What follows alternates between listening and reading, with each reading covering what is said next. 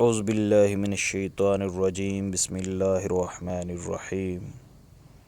روزہ رکھنا۔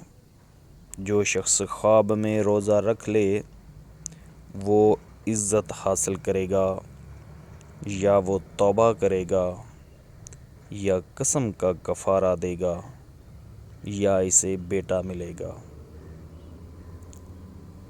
اگر کوئی شخص رمضان المبارک کے روزے کے بغیر ہو